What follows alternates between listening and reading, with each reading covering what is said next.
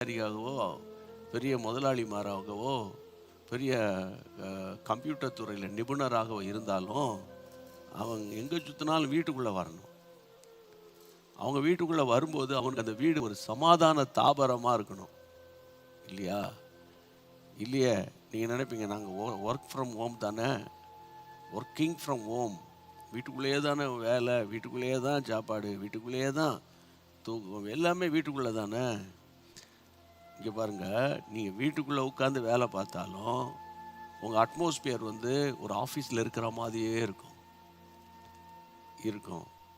அது எனக்கு தெரியும். ஆக மொத்தம் இங்கே பாருங்கள், உங்கள் வீடு ஒரு சமாதான தாபரமாக இருக்கணும். ஆஃபீஸில் 1000 கஷ்டம், ஸ்கூலில் 1000 போராட்டம், வியாபாரத்தில் 1000 நஷ்டம் கஷ்டம் இருக்கலாம்.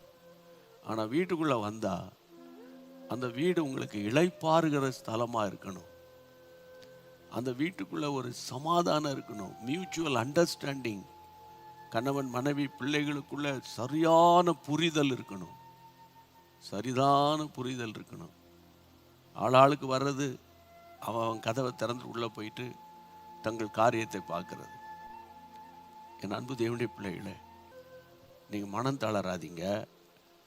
நான் மட்டும் படிச்சிருந்தேனா, நான் மட்டும் பட்டம் வாங்கியிருந்தேனா, நான் மட்டும் ஒரு சொந்த நிலம், சொந்த வீடு, அல்லது என் புருஷன் பெரிய ஆளாக இருந்திருந்தான்னா நான் ஏன் இவ்வளோ கஷ்டப்படுறேன் அப்படின்னு தேவையில்லாதெல்லாம் நீங்கள் யோசித்து இமேஜின் பண்ணி நீங்கள் குழப்பாதீங்க.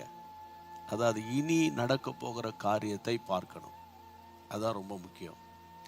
வாழ்க்கையில் போராட்டம் தான், உண்மைதான், கஷ்டம் வந்துருச்சு, இனி அதையே யோசிச்சுட்டு இருக்கக்கூடாது. அதிலிருந்து நம்ம வெளியே அடுத்தடுத்த நகர்வுகளுக்குள்ளே போய் வாழ்க்கை என்ற பயணத்தை வெற்றிகரமாக முடிக்கணும். பவுல் என்ன சொல்றாரு? நல்ல போராட்டத்தை போராடினேன், சரியா, என் விசுவாசத்தை நான் காத்துக்கொண்டேன். அப்போ இது முதல் எனக்கு ஜீவ கிரீடம் வைக்கப்பட்டிருக்குது.